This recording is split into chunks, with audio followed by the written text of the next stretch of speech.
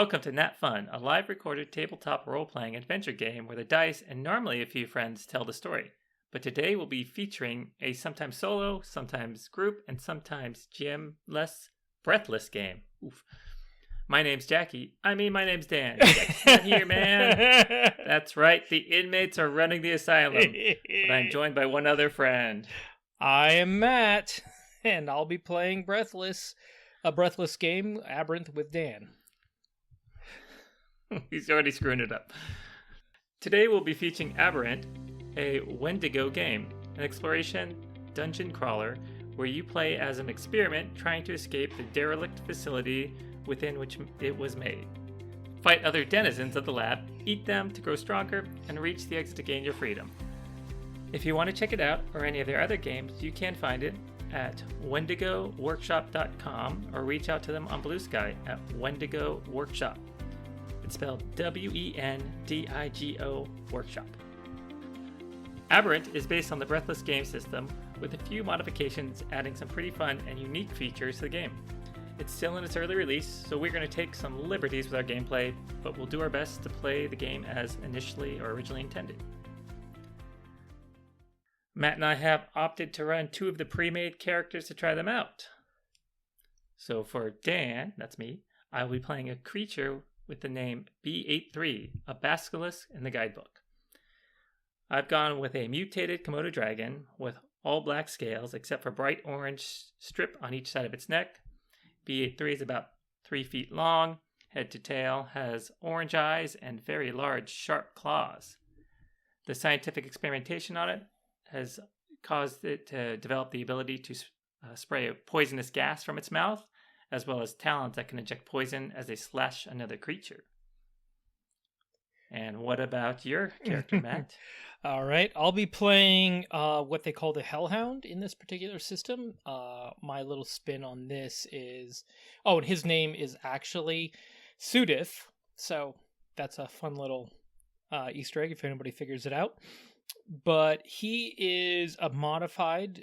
he started out as a German Shepherd, but he's been modified with genetics of all sorts of different creatures, including alligator, bear, wolf, all kinds of stuff. So he's going to be about 3 feet tall, about 3.5 feet long, and about 1.5 feet, 2 foot wide. He's pretty bulky, stout little thing. And he's got some pack tactics, several different ways he can interact with the environment. He can slash and bite, but also he does have the ability with the name Hellhound. Why not incorporate some fire? Of course. Got to keep the theme up, apparently. You guys brought this upon yourselves. All right. So Jackie, Matt, and I did get together and read through the game manual together, and we took some liberties with some minor modifications based on our experiences with other Breathless game systems. Instead of developing a rigid floor plan map, we have opted to use roll tables to determine which room we enter every time we leave a room. Like we said earlier, Aberrant is based on the Breathless game system. So the basic skills are attack, dash, sneak, observe, and manipulate. We have assigned a D10 to one, D8 to another, D6 to another, and a D4 to the remaining two. In addition, our creatures have combat abilities, which are unique skills to each of our creatures. The abilities have an assigned dice value in their slot. As with other Breathless game systems, when a skill or ability is used, its value drops down 1 dice value. So for example, a D10 becomes a D8 and then a D6, but it cannot go any lower than a D4. Now, unlike other Breathless game systems we've played before, this is a combat-focused system that also has a mechanic to evolve and grow your monster as we progress through the levels. That means skills and combat abilities can evolve and dice level can be increased. So a D8 can be made a D10. The maximum evolution is a D12. You excited for that, Matt? Mm-hmm. I'll never see a D12. I'm fine with it. No, this sounds like a blast. What's wrong with 4s, man? A lot of 4s. As a quick side note, some creatures start off with some passive abilities that are unique to their particular creation. We'll cover that up if it comes up. In order to evolve, we must expend essence. And in order to get essence, we must feed on creatures we defeat. Essence can be used to increase our vitality, regeneration, lethality, as well as combat abilities. When a creature evolves, it has a pre-assigned growth that automatically increases the max vitality by that number as well, so our health does increase as we evolve. Evolving will reset all their dice to the full value and reset the vitality to its max as well. And the cool thing is you can evolve at any time, even during combat. So hold on, guys. Let me take a break here. Excuse me while It does cost you 1 turn, though. Yeah. Probably worth it if it resets everything for you. Yeah. And since we're talking about combat, this game system is really heavy on it. It has to be if you need to consume enemies and essence to evolve. Combat is turn-based, with each creature rolling a d12 and proceeding in order from highest to lowest. If 2 creatures roll the same, then they re-roll, same as always. During a creature's turn in combat, it may use 1 action, attack, skill, combat ability, evolve, or switch. What switch, you ask? Matt, ask me what switch. What switch, Dan? Matt, I'm glad you asked. Creatures begin in combat in slot order. Think of a line numbered 1 to 4. Our creatures are on the same side and are on their own line, and we can pick our position, and the same goes for the creatures we fight, which are on their own separate line. Finger snapping sounds. But what does it mean to be on a line? It's just that certain attacks have bonuses based on your position. For instance, an attack may have an area effect that damages creatures that are adjacent to the ones we're attacking. Adjacent is defined as the next number, so a 2 is adjacent to 1. Imagine that. And guess what? 1 and 3 are adjacent to 2. I know, so many numbers. Jackie can cut it out if she wants to. So back to Switch. It just lets you use your turn to change your slot number. So that should be enough for us to get going. You ready to go full murder hobo on this, Matt? Oh, yeah.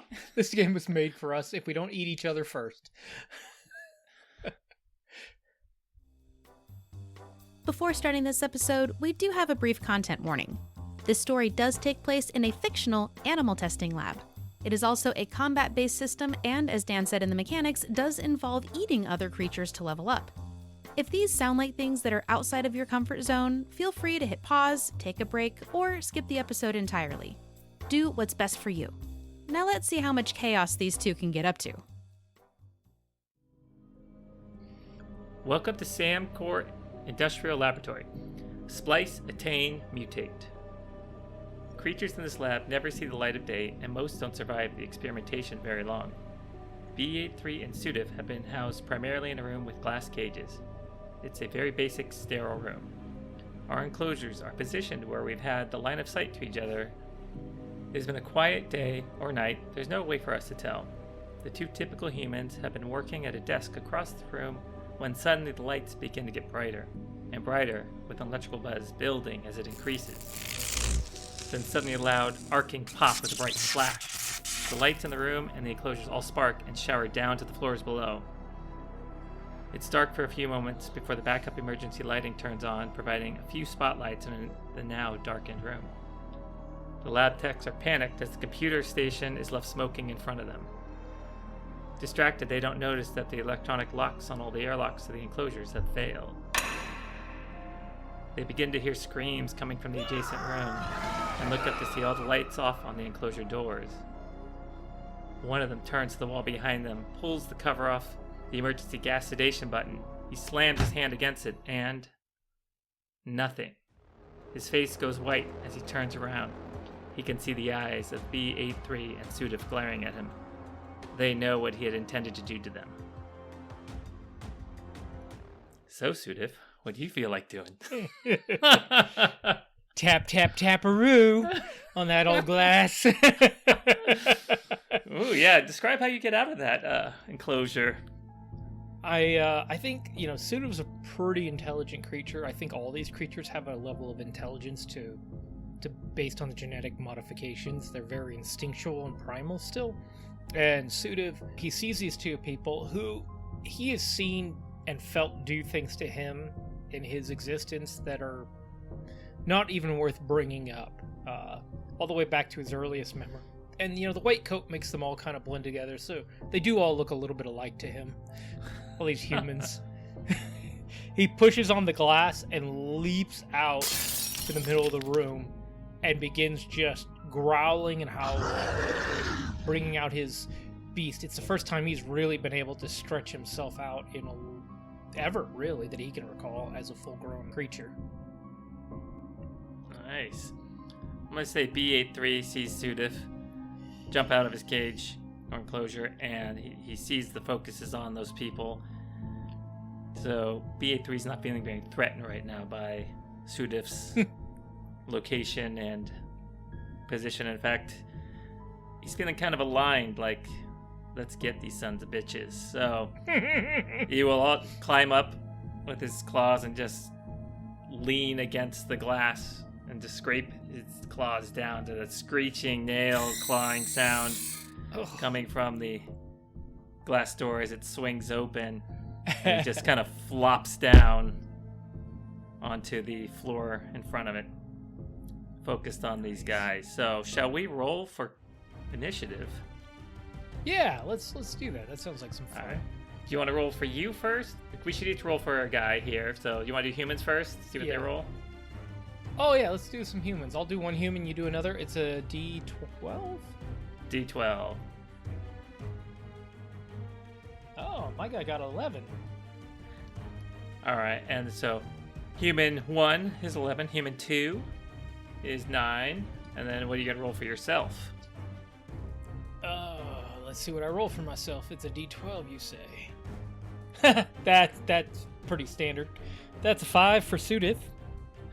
And B83 gets a 4, so I guess the human's going to be the first to decide to strike. Yeah. Shame that they did that. Yeah, that's kind All of right. a bummer. And then we need to roll for their slot positions as well. So I'll just go ahead and do that for the humans. Let me do that real quick. Yeah. Human 1 is a 4. Human 2 is a 2. So let's take the first 2 tokens. All right. Okay. Well, that worked out.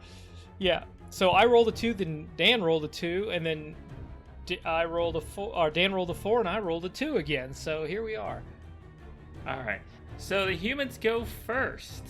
You can go ahead and be human 1. That's first initiative. Pull up their sheet. They're under the easy enemies. Yeah. I mean, they're under the super difficult, almost impossible hard, to defeat enemies. Tasty enemies. Human lab tech. Let's see. So a human has a vitality of 4, no defenses. They're vulnerable to bleeding. And they can attack with simple handheld items like a clipboard, beaker, computer mouse. What's he attacking you with? Who's he attacking and what's he attacking with? Well, since I'm running this show, let's see. Proximity number 1 is close to me, so he's adjacent to Sudith. So let's say he has his clipboard and do what I do, throw it at me. So let's see what he rolls. So 1d6. Yep. Oh no! Told you. So our human friend has rolled a 6 right out of the gate. Which means I take 2 damage as Sudith. Bar. Oh man. How much vitality do you have to begin with? 8. Same as you, I think. Same as me. So you're down to 6 already. Let's go with human number 2. Rolls a 4. Hits for 1 point of damage against... I'll just have him go against me. Why not? We'll just keep it simple. Yeah. So this is the one that turned and hit the button on there. He grabs the cup of pens and pencils on the desk and throws it. So as he does so, the pens and pencils just scatter about the room, clacking all over, but does hit. Nice. Bounces off my head. Not too happy about that. Shatters behind me. Yes. All right, so Sudif, you are up. Yeah. So I think I'm gonna burn this right now because we're already getting our butts kicked. I'm gonna roll Pack Mentality, which is a 1d6, and if this works, we both get to attack and do 1 to 2 damage. And if I roll above a 5, it actually turns into some really good stuff. So 1d6. Let's see what we get. Oh, come on, man. So let's see. On a 1d6, on my pack mentality, if I roll a 1 or a 2, it has no effect. So I growl and snarl, and I'm trying to get you encouraged, and I think I slip on a pen and fall down, and it just completely ruins the moment. Attack! And now I have a d4 in my pack mentality. All right. Well, B83 is going to go ahead with, or go and use miasma, so I can target all enemy slots and roll 1d4, which isn't ideal, but let's go with that. Oh, also a 1. It has no effect. Yep. That ends his turn, so you want to roll for human number 1 again? Oh boy, do I? It's a 2. Switch. And then roll a d4 to pick which safe spot. Yeah. Yeah, okay. That's a 1. So he stays where he is. No, he's not there. He's in 4, so he's gonna go to position. Oh, 1. is he in 4? Okay. Yeah, sorry. Okay. All right, so let's roll for human number 2. Gets a d6. Rolls a 3. So the human, having picked up the mug and thrown it at me, hits me. Thinks that maybe he has his chance.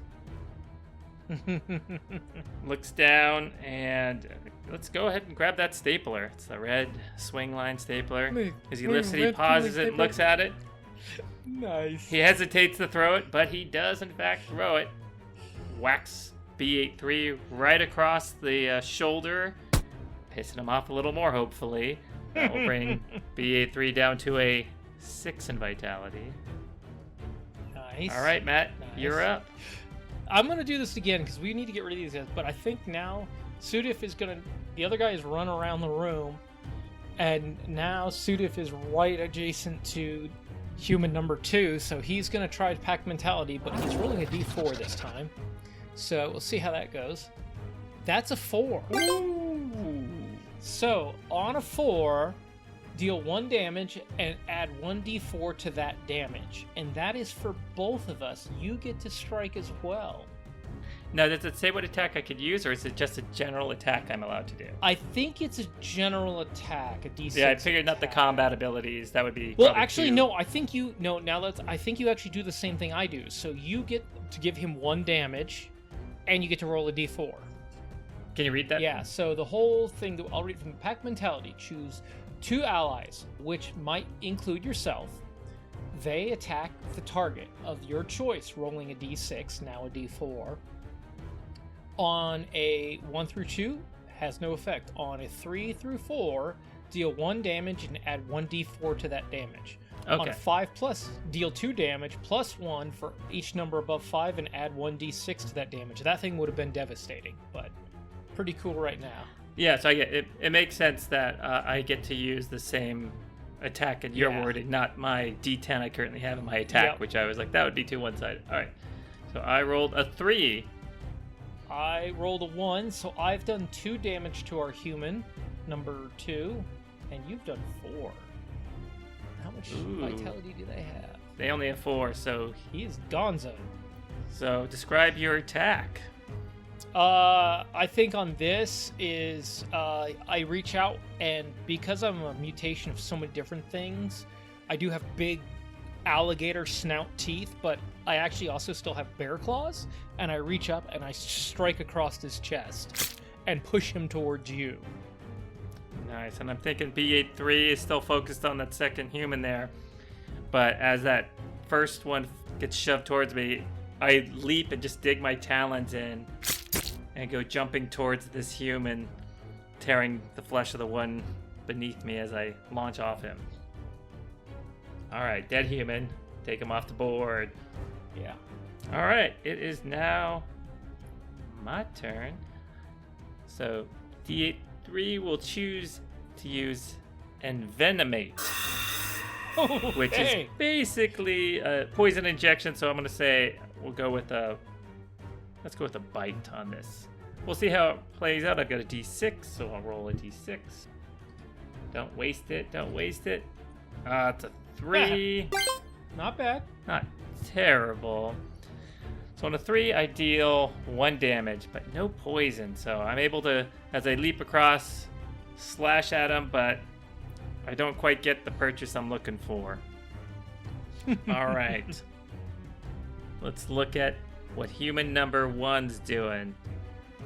Yep. I guess I'll roll for him since he's my human. Okay.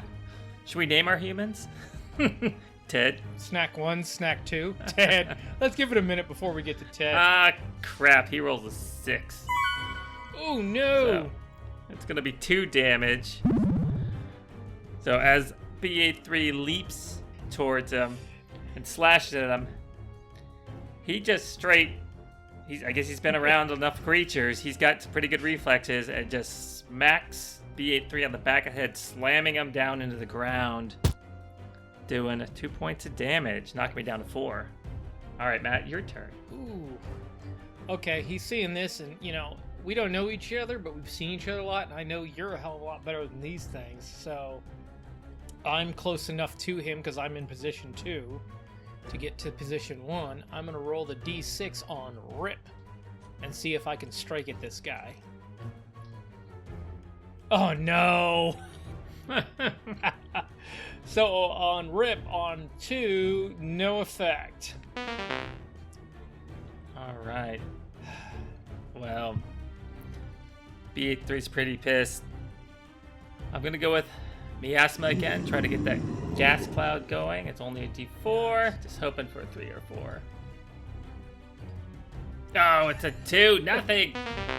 Open my mouth, go to hiss and let that gas out while I'm laying on the ground below, but I just get the wind knocked out of me. I can't get it out. Worst monsters ever. No wonder this guy's so emboldened.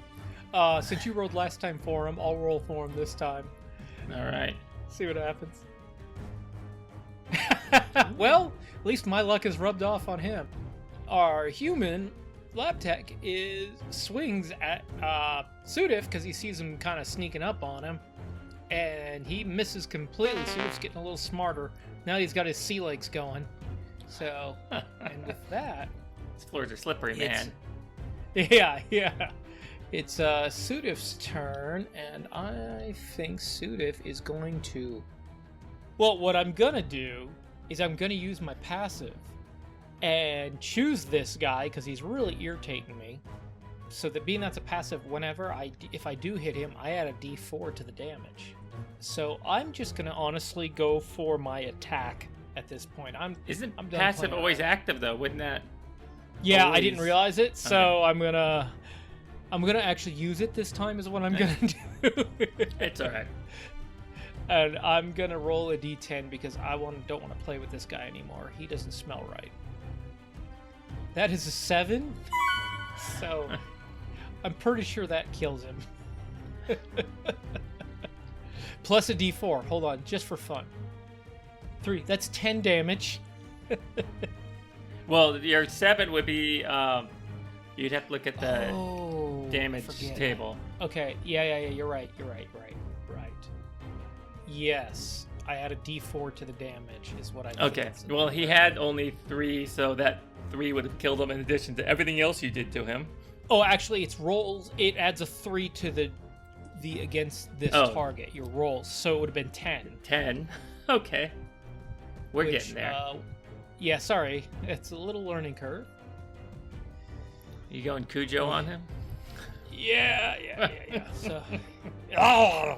So now, because I don't use my bite. Normally, my attack is my bite, and my mouth opens, and it's not even a dog mouth. This is a full-on alligator. He's going at it, and I just snap, and I start rolling and thrashing it, and I think I just rip a limb off this guy entirely. Nice. All right. Well, we have survived combat. Barely. So, what was our verdict on feeding and vitality? Was it 1 each, I believe? We agreed that each of us can feed on 1 creature. So that's why there'll be multiple creatures of lower level, so we can have more feeding. That's right. Less, we could have shared, but This also throws more things in the mix, which is fun. No, I think this is good because what we'll just say now is since Sudif already has this guy in his mouth, he's just going to start hogging down, and that'll probably give you a chance to sneak over and snag the other guy while I'm not watching. Yeah, as B3 passes by Sudif, they can't communicate much, but just something along the lines of thanks. And then we'll proceed to feed. So, feeding says each corpse can be fed on only once except for bosses, which can be fed on twice per creature. So, to feed, we're going to roll a d20, and that will determine how much essence we absorb. So, Matt, would you like to do the honors? Oh, I'm sure this will go well, as always.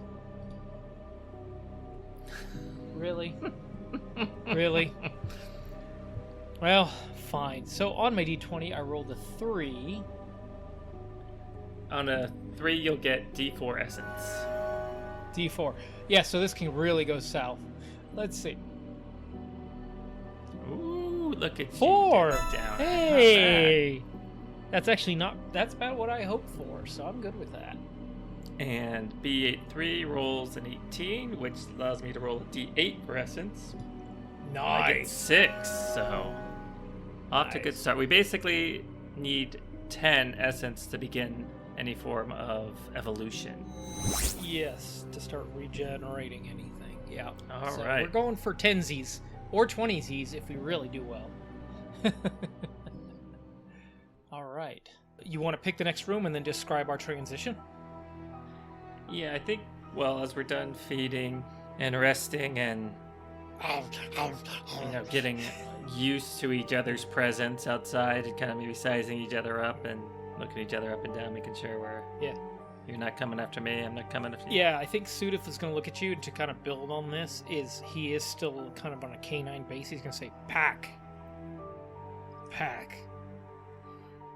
win. Pretty basic communication. He's got some basic words and kind of just mental pictures he's projecting at you of 2 better than 1. You know? I think B83 will just nod. Okay. And look at him and say, escape free. Yes. Alright, so we're going to roll for our rooms. We've got a D8. So I'll roll the first room. I guess I should take notes of the rooms.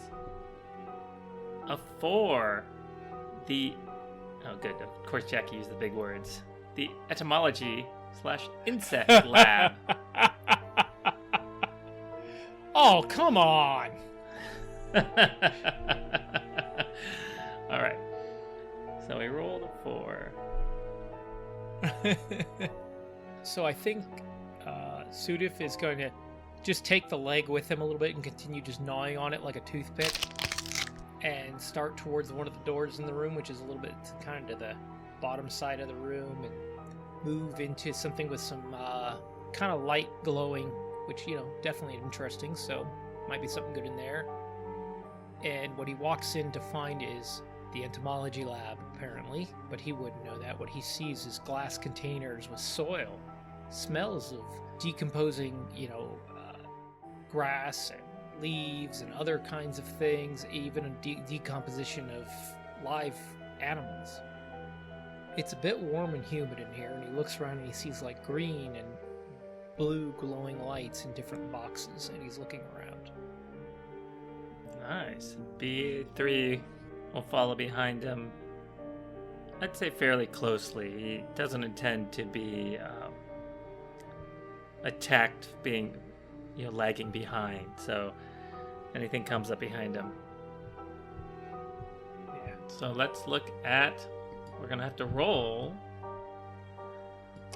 1d6, and that will determine how many creatures we encounter in this room, and then we can describe what happens, how we encounter them. Yeah. Okay. You want me to roll? I can go ahead and roll. Actually, since I rolled the room, let me roll it, and then you can roll the next one. We'll just switch off. Yeah, that sounds good. All right, it's a 2. Thank God, a low number. A 1 to 3 is 2 creatures. And as we are entering the room and starting to walk across it, I'm going to say that we don't even hear him, but right above us 2 spiders descend. 1 on you, 1 on me. Oh, get off me. So we have winged spiders. Oh, so they don't have to lower themselves. They're flying and maybe start to swoop down above you and me. And we maybe scatter. Let's see how our position ends up. Do we stay together or do we end up scattering? So Let's see what happens. all right. We'll roll a D12, which you'll be spider 1. I'll be spider 2. Yeah. That's a 5 for spider 1. All right. You rolled a 12. Yeah. All right. I will roll a 12. It's an 8 for spider 2. What about Matt? What's Sudif get? Oh, I'm sure this will be spectacular. Ooh, a 12. Ooh, you're going to go first. And B3 Looks gets like. a 7. Nice. And let's roll for our slot position, just in case it plays into it. So, spider 1. Spider 1 is in slot 4. 4. We'll put that there. And then spider 2 is in slot 1. Okay. And what about your position? Yep, Sudif is in slot 4. Ooh, I'm also in slot 4, so let me just re-roll. I will be 2, slot 2. So we're not bunched up. So they get us to scatter a bit. We are not side by side. That's swooping down. They're larger than an average spider. Think maybe like that Goliath-sized spider. Really big, like the size of a dinner plate. Oh, like the camel spider looking size? with Yeah, wings? they're not furry looking. They're that like Black Widow where they're just shiny exoskeleton. On them. So, and they have just that really jagged body. And then from them are these just shimmering black wings. Just the stuff Nightmare's made of. I was gonna say, if that's not Nightmare Fuel fans, that I don't know what is. So. All right. Yeah, so Sudif, instantly not a fan. Hate to project, but neither am I. So I think, though, I am going to attempt to actually use the rip option, which lets me... Oh, they aren't adjacent. Never mind. Okay, so I'm going to pick Pack Mentality and see if we can both strike at this number 1 spider that's pretty much right on top of me. So that is a rip, which is currently a D4. That's a 2. Has no effect. So what happens here? You leap up and miss? What are you thinking? Yeah, I'm thinking, I honestly, as they swoop down towards us and it's so close to me, I'm trying to be aggressive, but I am freaked out and I swipe with my claw and just completely whiff because I'm backing up faster than I can swing. Oof. All right. Spider 2, which we'll say was going after me, is up second. So a D6. Rolls a 1. So I guess it swoops, and that's what we scattered. So as I scattered it, and it swoops down to try to bite with its fangs, it just misses me. I luckily was able to scurry enough out of the way and avoid being bat food. Bat, spider, chow thing. Cool. Okay. So it'll be, B83's turn next now. He's not feeling so hot, so B83 is going to go ahead and just go for an attack. Full standard attack. That's a D10. Rolls a 6. So I got to go to the roll table on that. 5 plus 2 damage, plus 1 for each above a 5. So that's be 3 points of damage, which will be enough to kill this creature. It only has 3 vitality. So as it swooped down, I moved out of the way. I whipped my tail around and just smack it straight down to the ground, and it kind of splatters like a spider would, but also makes that like thud of a mammal hitting a hard surface. So a little bit of oozy splatter as it does so. Do you whip your tail back and forth, back and forth? All right. Spider 1 is up. You can drive Spider 1. Yeah, Spider 1 is probably going to go right for me. It's coming right for me. Because it's scared of you. That's a 1. It's scared of both of us. Miss. So I think I'm backing up and I'm still kind of trying to get traction. And I think as you destroyed Spider 2, I actually slip in it and kind of fall down on all fours again. And it swoops over my head and totally strafing runs me but misses. Nice. All right, well, we're back to the top of the order. Yep. Can Sudif do a little more damage to this creature? Yeah, damage? I think Just a he's little going to do that damage? again. Sudif's inherent nature is about pack mentality, so he's thinking pack, kill. So he looks at you, and he's going to try to do his pack mentality one more time with a D4 and see if he can do something worthwhile here. That's a 4. Ooh.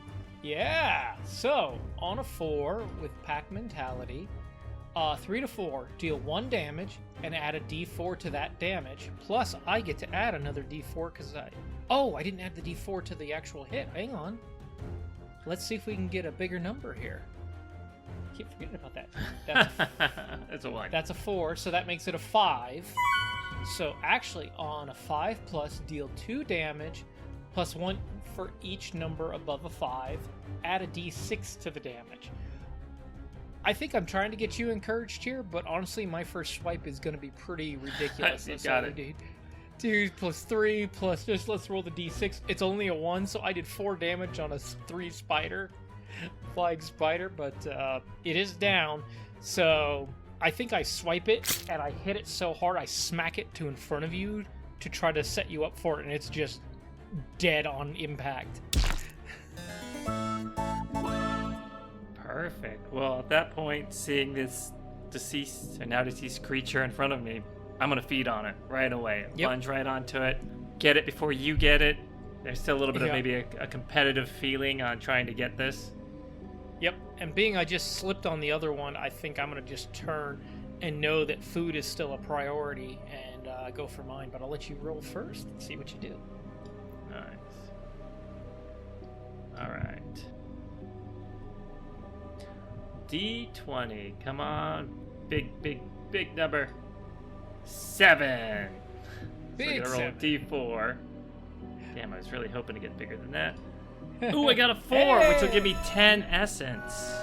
Nice. Nice. Okay, D20. That's a 17. 15 is 18. That's a D8. That's a big dice for me. It's probably going to be a 1. Let's just see what happens. It's a 4. Yeah. So I've got 8 essence. Hey, better than nothing. That's okay. That's okay. All right, real quick here.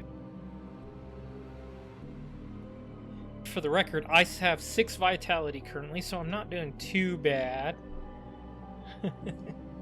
But not doing too great. One thing I was going to look at. If we roll high enough on our feeding, we can absorb special abilities. That's Not right. special abilities from. We can apply mutation from these creatures, but that requires like a really high roll. We've been close, but we haven't done that well yet. Now, I wanted to double check. Oh, you're going to evolve, are you? I am, but I want to just double check which I can do here.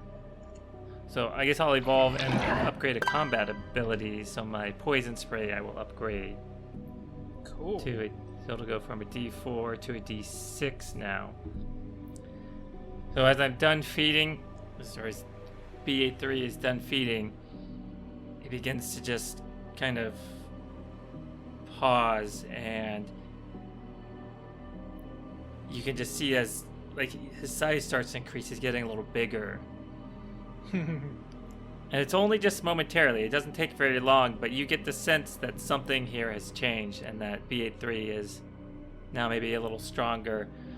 So his growth is 2, which will make my vitality now 10 and resets my vitality. Evolving for the win. Yeah. Oh, I wanted to do it because I wanted to heal, so that's good. Mm-hmm. All right. and not because I'll put a tick in our evolution tier. After that subtle change, B83 is going to look over at Sudif and again say, escape. Feed, escape.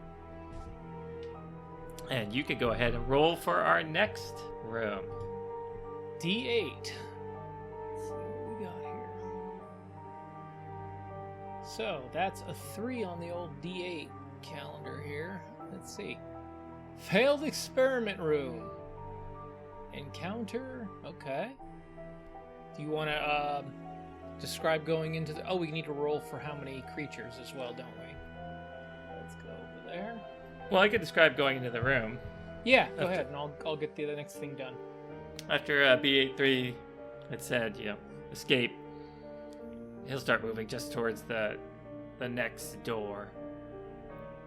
The first door he sees, like most of the doors in this facility, stainless steel, has a large push bar on it, and he's able just to climb up and again push his heavy body onto it as he's seen the humans do it, and just it slowly creaks open. And this room has just kind of got this ambient light from all the walls around it. There's a shelving full of jars and tanks with deceased creatures, big and small, on display. By each one of these jars or tanks, there's a small note that gives the genetic composition of what's in there, and some notes on what was successful and what failed on it. So they're clearly testing and learning, and retesting on different creatures. And even I think as BA3 looks across the room, he sees creatures that look like him in these larger tanks, or just pieces of him, maybe in some jars like that. It's like the head and mouth and the poison gland and that sort of thing floating, suspended in this thick green liquid. Blech. So what's Sudif doing? Is he hanging out? Is he? Yeah, Sudif is like gnawing on the spider, but he's still a little hurt, and he's gonna kind of look up at the door, and he sees the big red slash on the door. But he sees the glow, and he sees you're in there, which means there's something to eat. He's gonna follow in, and he is definitely attracted to the weird glow and smells something very unique. And when he enters, that's when he notices 2 warped flesh oozing out of their experimental containment jars. Oh, did you roll for that already? So you Yeah. rolled 2? All right. Yep. All right, and these things have a vitality of 6, so I'm going to hit a little harder. That's gonna take a minute. Yeah. So, initiative? Yeah, you want creature 1? Yeah, I'll do that. Flesh 1, flesh 2? Flesh 1, flesh 2. Yeah. Flesh 1 will be a 2. All right, I got to roll again because I also rolled a 2, so that'll be 12. All right, what's Sudif roll? Is a 9. And B83 rolls a 4. Okay. So 8. Yes. So I'm a 9. Number 2 is a 12. You are a 4, and number 1 is a 2. So I'll drive Flesh 2, which is first act here. Heard that about you. Got some fast flesh. As B83 was staring at the disfigured body parts of something that appears to be it completely doesn't see this pile of just, it's flesh, it's got some bones, it's liquid, but then some areas of it dry, and it's under the shelf, just right as he enters the room. It's just off to the side, under the shelf there. Oh, we also didn't roll for our I was position. just thinking it. Yeah. I'll Sorry. roll flesh 1, you roll flesh 2. Yeah. Okay. So I've got 1, and you've got 3, Yep. and then And Sudif. I'm 1, and you're oh, roll again. Oh, yeah. I rolled before you, so ha. Yeah, 2. no, it's okay. You and I will be I'm a 2. next to each other. Yeah, So you're right cool. behind me Cool. when this guy comes up on me. Yeah. So it will make its first attack. Come on, low. It's a 1. Yay! So as this creature, blobby flesh thing, climbs out from under the shelf beside me, it attempts to try to slam into me. But I catch it out of the corner of my eye and I'm able to just whip around and face it straight on. Nice. Hi folks, hope you're enjoying Lab Rat Rampage with Dan and I unsupervised. We're having a blast doing it. If you enjoyed it, tell a friend. Leave a rating and review. Let us know what you like, what you don't like. Whatever. We're enjoying ourselves and we hope you are too.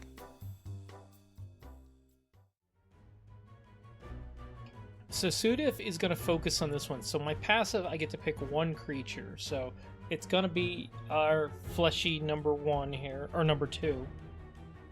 And that means because he's close to it as well.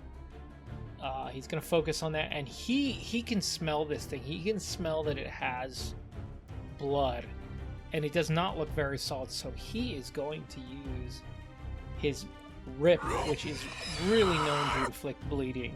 So he's going to try to roll with his rip a d4. That's a 2. So I think he's so anxious he overshoots and doesn't hit it at all. He's just too excited. He can smell blood and flesh, and he's pretty jazzed up about the whole thing and just completely whiffs it.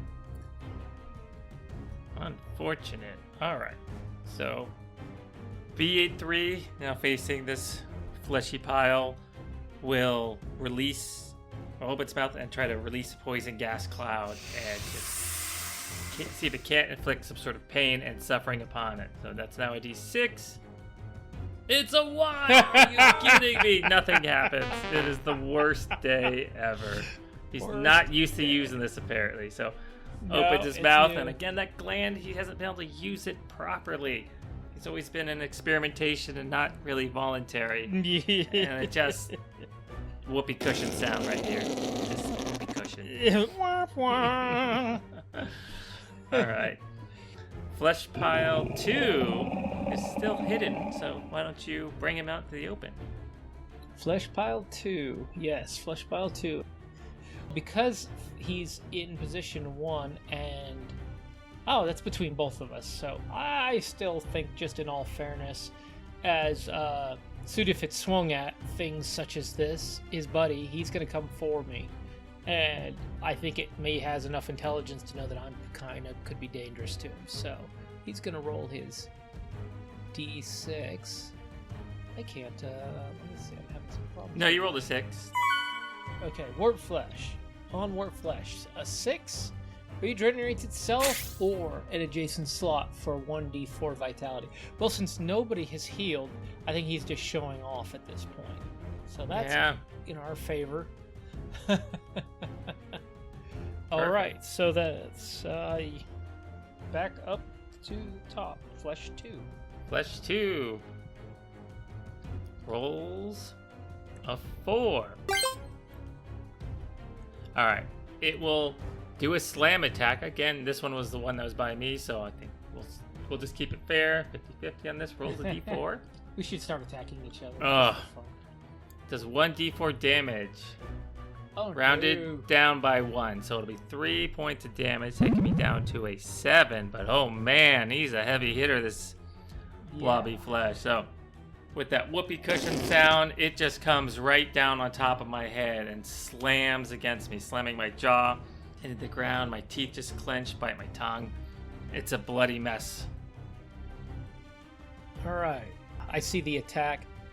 Sudif's turn. Okay, he is on this. He wants to win here. So he knows these things are gooey on the inside. He's gonna swing with his rip one more time. He's going for it. It's only a d4, but I think it's the right move. That's a 3. Take it. Hopefully he didn't get the crocodile brain. So in a 3, inflicts bleeding 1. Oh wait, I gotta do my D4 because I did have my D4 focused on him. Let me see if that bumps me up enough or if I roll very poorly. That's 2, so that puts me up to a 5, which means a 5 plus inflict bleeding 2, and these guys, if I read correctly, are susceptible to bleeding. Vulnerable bleeding. Effects increased by 1 step. So I guess I got the full load already anyway. So he's going to take 2 damage out of his 6. All right. So he has 6 minus 2. Keep track of that. Yep. It's now B83's turn. It's pretty pissed. It's going to flip around and whip its tail, doing a standard attack, D10. It's a 6, which will do Nice. 2 damage plus 1, so another 3 damage. He's going after the one that did just attack it, or he was just attacked by. So whips his tail back and just comes straight across this fleshy mess. As it hits, it just makes that like thwack, just like a whip-on flesh sound, and it kind of tumbles and makes a little sloshing, wet, sloppy, soppy, messy sound as it rolls. So it'll be down to 1 hit point. Nice. So you did 3 damage. Very cool. Yeah. All right. And you're gonna roll for Goopy Mess 1 again. Goopy Mess 1 is. Did we kill Goopy Mess? No, he's the one that rolled the 6 that she was just showing off the healed itself. Oh. For Funzo. Okay. Yeah, he's still in there. Yeah. That's right. And he is so taken with himself and what you've just done, he completely whiffs and misses Sudif. I almost feel like we don't even see him there because he's just making himself bigger. He's swinging up the air. He's got the Rocky music going. Yeah. Come on, put up your dukes. Come on. He's just behind the door. Yeah. Banging his head against the wall. All right, well, it's Sudif's turn. Yes, it is. So Sudif is going to go for it again on this number 2 because he really, really wants to kill it. Since it's already down to a 4, he's going to do Rip again. He knows it works. He's going to do it again. It's a D4. Let's see what happens. That's 1. That's what I expected. I knew it was going to happen, but you can only do what you can do. I think he's, again, so excited. He can see the bleeding now. He can smell the blood in the air, and he goes to jump on it, and he just overshoots and slams into the wall. New day. First day out with the new legs. All right. It is B3's turn. It's going to go try Miasma again, opening its mouth. Come on. 4 on this. I want to see this work for once. It's a 1. Just more whoopee cushion sounds here. More whoopee. Yeah. He's just misfiring today. Seriously. Yay. Okay. All right. So, fleshy goop pile number 1. No, it's number 2, but is it 2? Yeah, it's my guy here. I'm gonna. Okay. Let's see how he rolls, and we'll go from there. Well, how it rolls, we don't know its gender. It's a flesh pile. It rolls a 1, so. Yay! As I open, I guess this B83 opens its mouth at it. It does panic and I'll just say hold back from even making the attack because it's anticipating something happening and nothing does. So it's just kind of in a shocked. Maybe you didn't miss. Maybe it dodged away and missed its own attack. At least that's what you tell yourself. That's right. All right. Come on, Suited. He knows Rip's going to work. Again, he's turning around. He's literally spinning, and he's just jumping again. Claws out. He's going for the barrel roll. Okay. I got to pick a different attack. That's a 2. So I've missed again. I slip in its blood and just slide back across the room in the other direction. It looks like hellhounds on ice over here. Arr! Arr! I just really don't want to waste a D8 on anything, so I'm going to go with Miasma again, because why not? Till they hit us, we're just going to keep messing around. I know, until I get desperate. I'm not desperate yet, but it's a 3. Hey! So on a 3, it will inflict poison 1. Let me see here. I want to check one thing. Poison for 3 turns, the target suffers from poison damage equal to the number written beside the effect. So that's poison 1. This is cumulative. Oh, so he does 1 So damage he will per succumb round. to the poison. We'll just say he takes a point of poison damage and die. I figured there's something like that. Cool. So yes, as B83 is staring at this thing and it hesitated, he opens its mouth again, and this time he sputters and does manage a cough. A poisonous gas cloud, but I will also mention that this targets all enemy slots. So our second friend, who has yet to make any meaningful attacks, has now poison 1 damage as well. So that flesh pile will just kind of go from like a tight muscular form to relaxed sludgy pile on the ground. Like, a little more middle-aged now. It's not very apparent it's dead, but it's not moving anymore. From tight like tiger to mushy like middle-aged man. All right, let's move on to the second the first squishy pile, which is your guy to drive. Okay. Have him hurt himself. First squishy pile.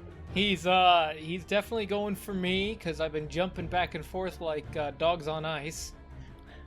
Ooh, that's a 5. I'm not happy anymore. Oh, that's fine.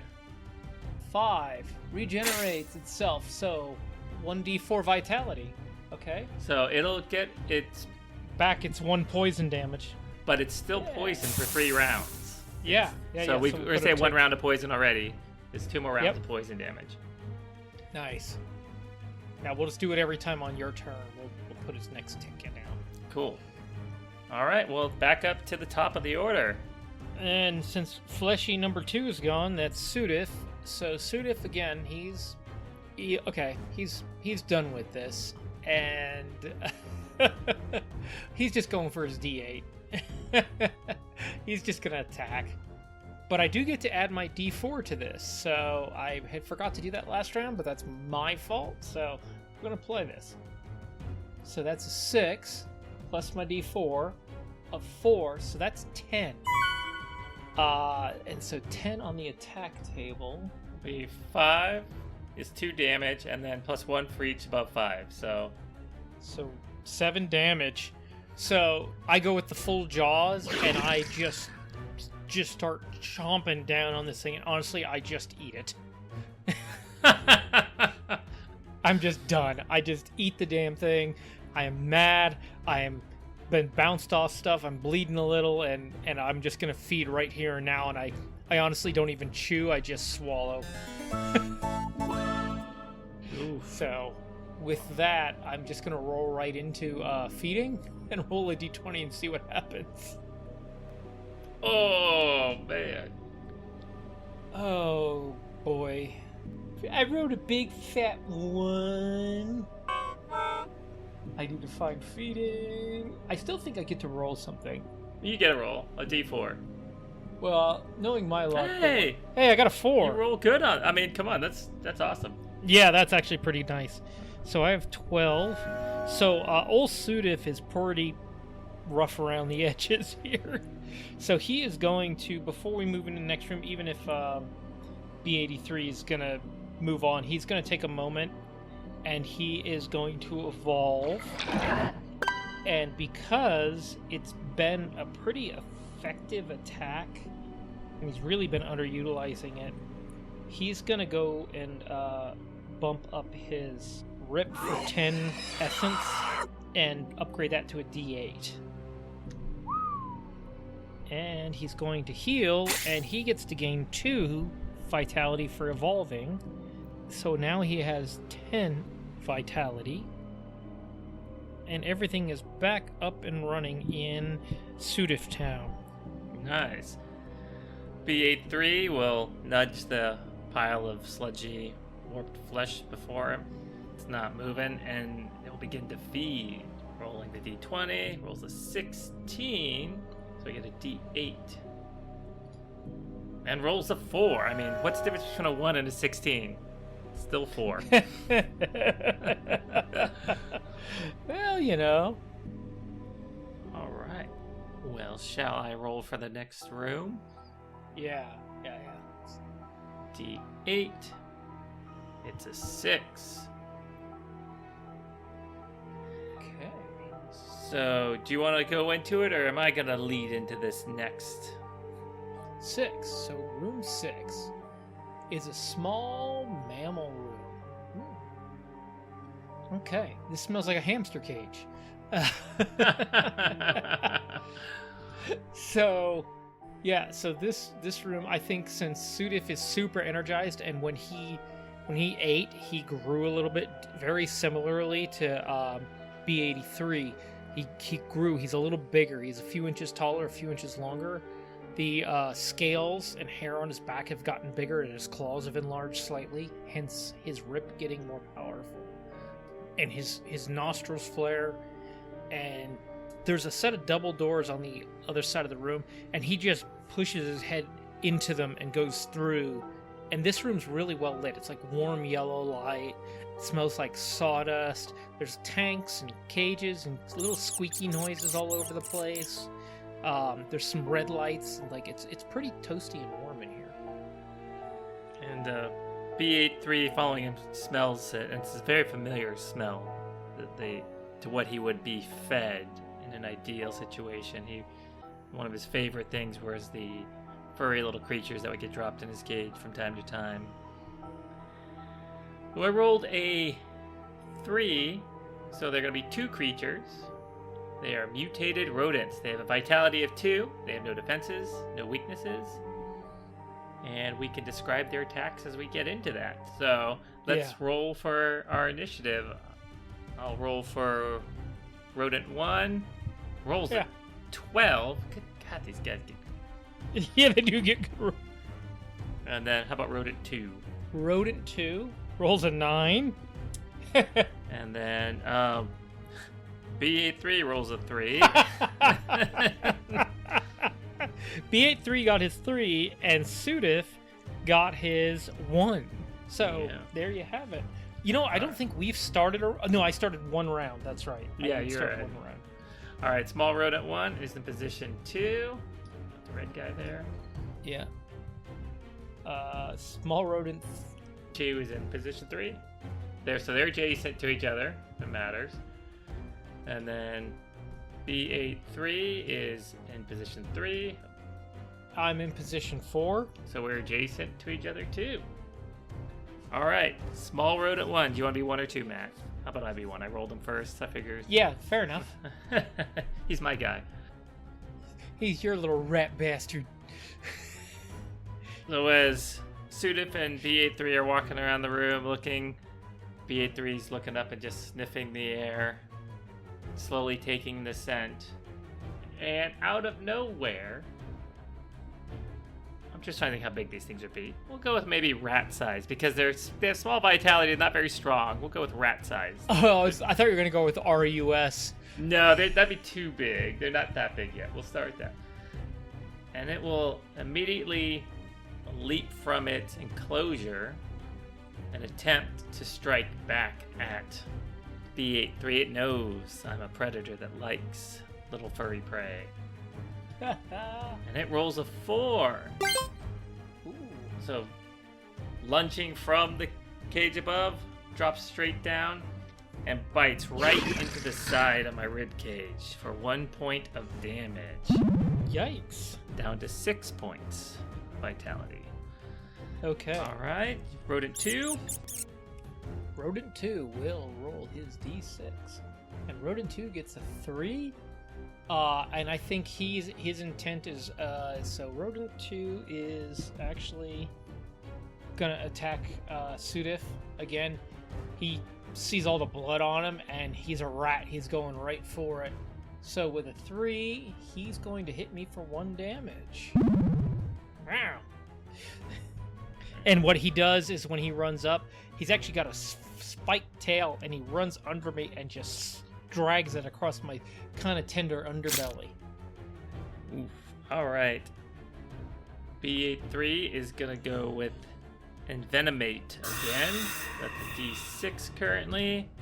Rolls a 6. So the thing that just attacked him is going to get 2 damage plus 1 and above. So it's going to get just decimated. Poisoned, but the poison doesn't really affect it much as it bites and latches onto B83's side.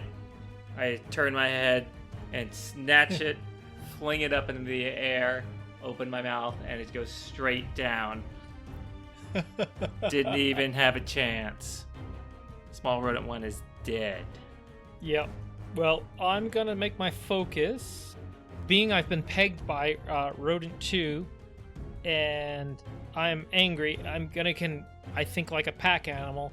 I'm gonna do my pack mentality, but I'm gonna mark this guy. This guy's my new friend. And so for pack mentality, it's a 6. So we're gonna roll a d6 and see what happens, and then I could add my d4 to it. So that is a 5 plus a d4 for a 3. So that's 8 total. And on pack mentality, this is pretty slick. I don't think we're gonna need it again. I've overkilled. Yeah. But why even explain it? It only has 2 hit points.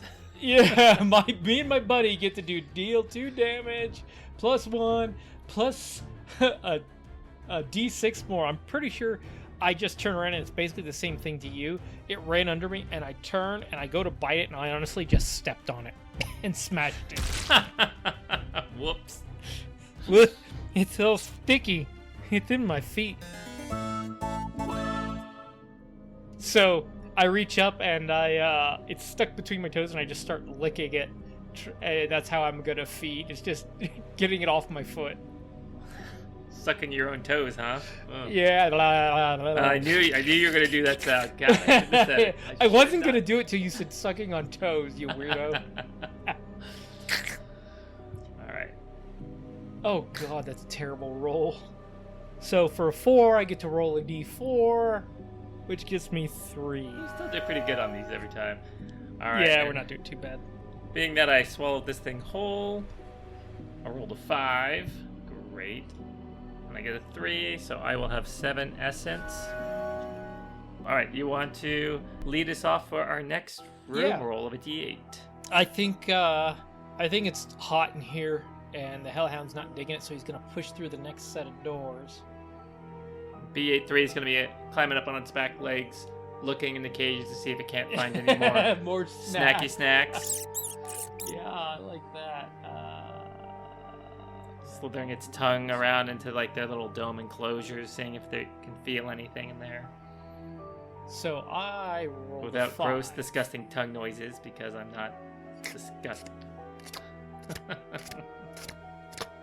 That's Matt. That is not me. Sure. Totally not one of my noises. Training lab. Training lab. You rolled a 5. Yeah. So yeah, he walks in, and this is a very clean, big open room. Kind of odd that it's, got little animals off of it, but maybe they're used for this. It's some sort of facility to do lots of things. It's got overhead lights. It's got like little spotlights all over the place. There's trays of instruments, scalpels and needles and cutting tools. And I think this is a room. He can even see a carcass of another animal on a table. It might be some sort of autopsy or training facility to understand how the genetic mutation happens. I think as we go in there, we've rolled, there's going to be 2 humans. So what are the humans doing when we get there? Because I kind of feel like maybe they've got like noise canceling headphones on, so they didn't hear everything going on, and they're just rocking out, working on this corpse in the middle of the room. I like it. They don't see us enter. They got their backs to us. Well, let's see if they have their backs to us or not, depending upon our roll order here. So let's get the initiative going. Nice. Cool. I'll go human 1 Okay. with a 9. Human 2 with the 8. Oh, SB 83 has a 1. And and Sudif has a 7. He's on the ball, but not quite an S. All right. Well, let's get our quick position here. Human 1 rolls a 4 for their position. And Human 2 rolls a 3. So they're going to be adjacent. 83 rolls a 3. I rolled a 3, so roll it again. A 1. We are not adjacent. 1. All right, so we're not adjacent. So I probably can't use a few things with you. All right, so I'm thinking they are facing the door since they're first initiative order. They see.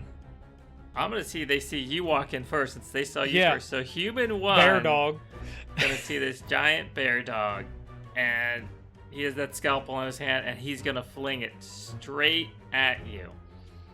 Let's see if this hits. It's a 3, so it hits for 1 damage. So right immediately it hits. Ooh. Since it's only a 1, we're gonna say it just comes across your shoulder and slices it, but it doesn't stick, and it clanks right past you. All right. You're gonna roll for human 2 now. I think we should be really rolling to see which one they attack first, but yeah, we probably could do that. Maybe in our next round we'll do that. Try that. Okay. So D6. Right now I'm thinking they both should be attacking you because you're the first through the door. Yeah. Let's have it do that. Let's have it attack you. Human 2 sees you first. I'm gonna play GM here and say you walk through that door first. Fair enough. So what's human 2 throwing at you? Human lab tech. He's rolled the 3. Okay. I think the one had the scalpel like you already thrown, and honestly, I think the other one actually picks up a full tray of tools and chucks it, and they scatter. But one does hit me. A pair of like those tiny sharp scissors actually jab me in the rib again. So I've got a scalpel and a scissor. So I've taken another point of damage. Nice. Well, guess whose turn it is? Some very pissed off puppy. I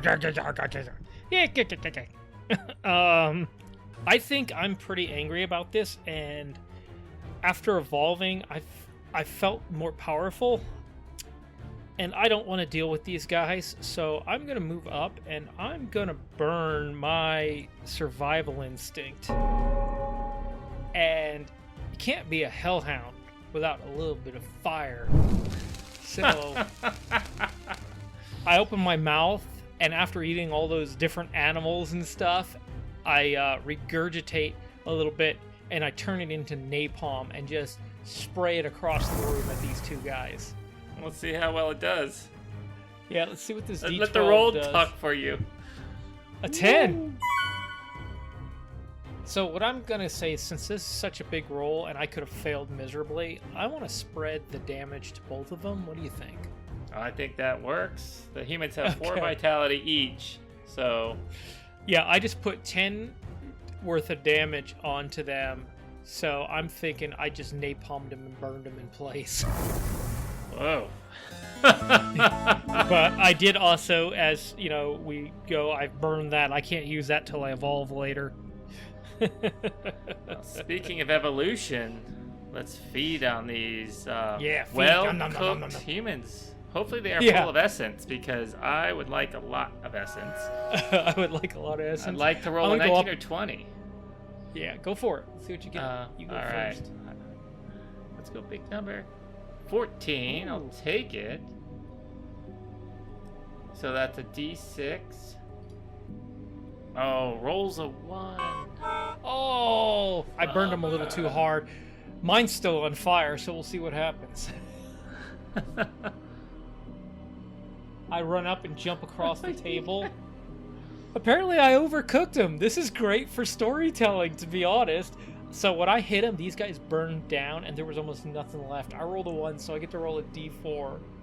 Oh, but I got 4 points out of him. Apparently I do like him well done. Which is funny enough because it didn't give me quite enough to evolve. Same here. We're gonna fall short on evolution. That's all right. That's all right. So, I think we need to wander a bit here. So, did I roll last time or did you? I did. So me. All right, my turn. Roll a d8 for rooms. Ooh, it's a 1. We done one? No, but it's a bathroom. No enemies. All right, so this will be a quick one. Yeah.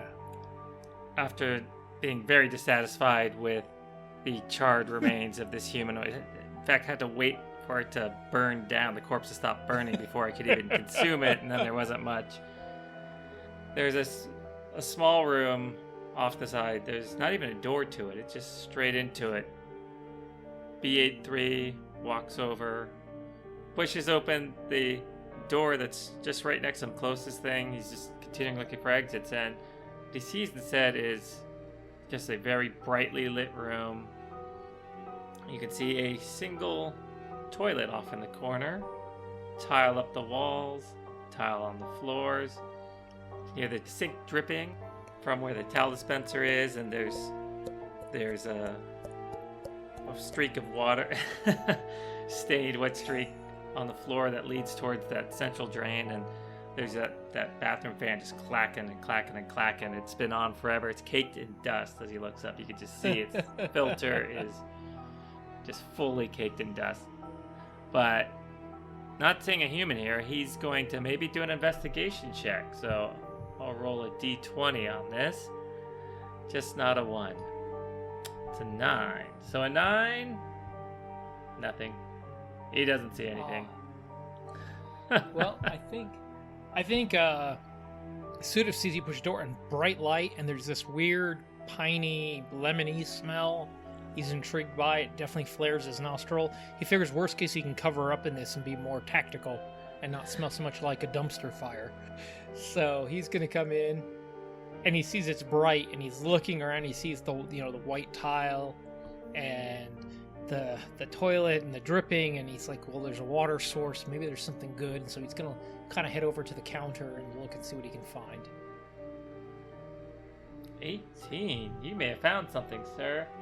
7 to 18. You find something. 7 to 18. So what do you find?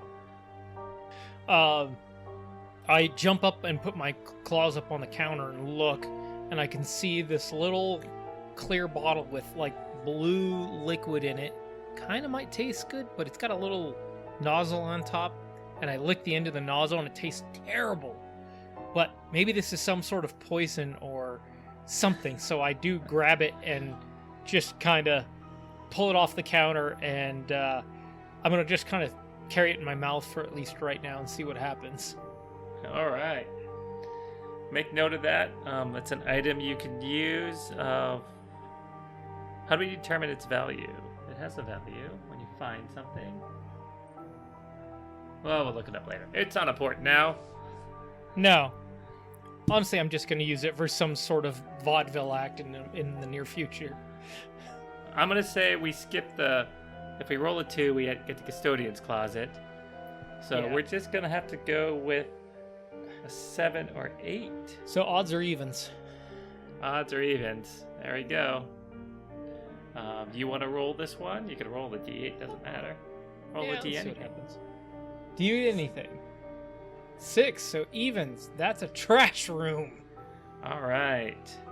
So, after tasting that terrible liquid, Sudif is like, ugh. So he pushes back out this bright room, and over, his nose is telling him stuff. That's one of his deals, and he sees a door, and it's grimier, it's dirtier. He doesn't see bright light behind it, and he's like, this is our room. And he pushes through, and he smells heat like when he breathes. He smells, well, ironically, hot garbage after he just tried to shake off his smell. He feels more comfortable now.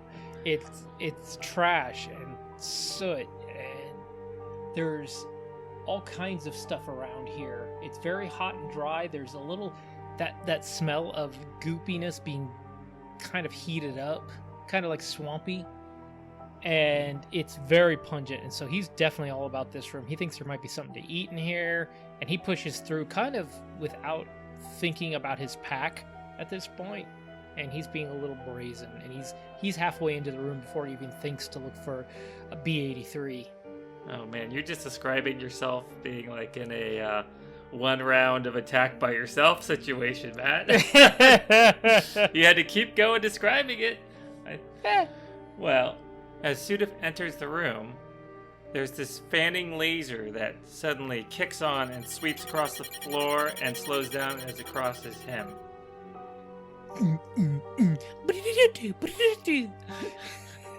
From where that laser light originates, there's motion. This machine comes to life. It's an incinerator bot. Its sole purpose is to destroy defunct, mutated pieces of creatures, whole creatures. It is one job on this floor is destruction of any and all creatures it encounters. And unfortunately, B-83 is still in the other room, so we're gonna end on that way tonight. Oh, it makes fire. It's gotta be a friend, right?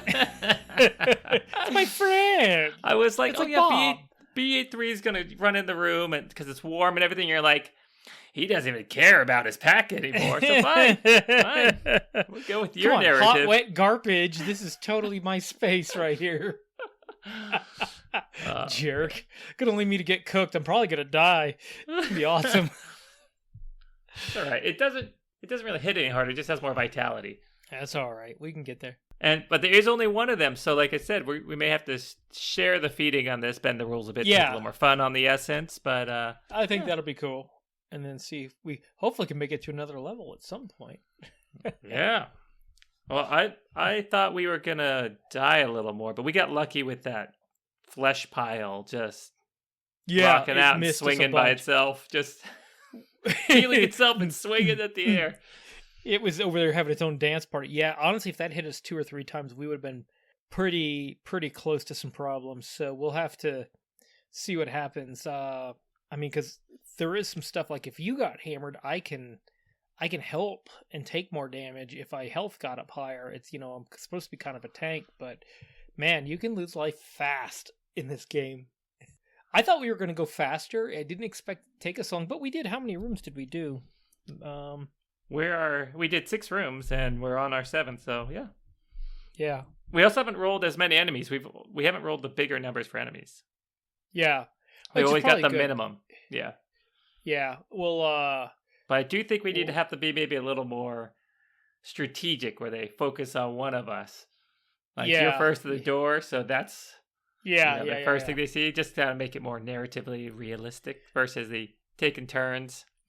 Yeah, and that's what I was trying to do. I just didn't want to, getting started, I didn't want to be picking on you or picking on me, but I think we're going to have to get that way and then die in the first It's hard room. to track because I think we almost need to take the little guys and just put a number 1 and a number 2 and a number 3 on them. I think that'll be easier for us so we can keep where they are and who's in the order because I can't keep track by the colors of who's what, maybe. I can't do numbers. I can do colors on them, but I can't put a number on it. The colors might be fine. Blue, red, green, or something. We'll figure something out. And I'll keep it track, though. It'll be fine. I'll keep you in line here. Don't worry. Yeah. Well, that's like the for some reason when we were doing the flesh piles, I kept getting turned around on which one because what I want to do is focus on one, and I keep getting messed up which one's which. So yeah, we could just do maybe with a color ring. We'll just do blue flesh, red flesh, green flesh, or something. Sounds good. That'll. Well, we can just call it like the red one here, the red and the... Yeah. That's a better red, yellow, purple, and... or yellow, green. It's probably lime green. Yeah. Jackie, we're colorblind. What are you doing over here? You're colorblind. Huh? It's the one thing I'm not blind in. You're not colorblind? Oh my god. No. You were. I have color deficiency, but I'm not colorblind. Oh. I'm not colorblind. I'm color deficient.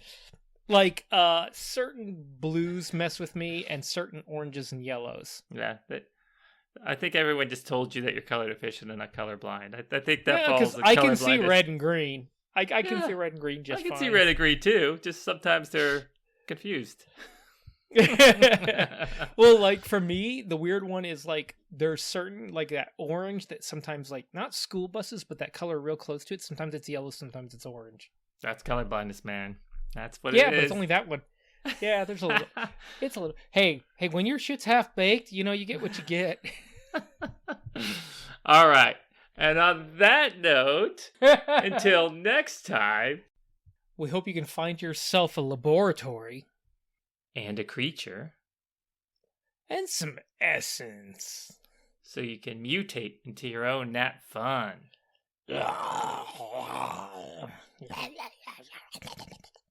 Oh, good. I was waiting for the slurping sounds again. I was just like, yeah.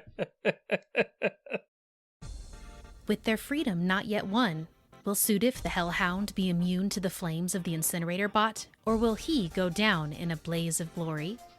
And will B83 continue to aid his fellow subject, or turn him into a snacky snack to evolve himself further?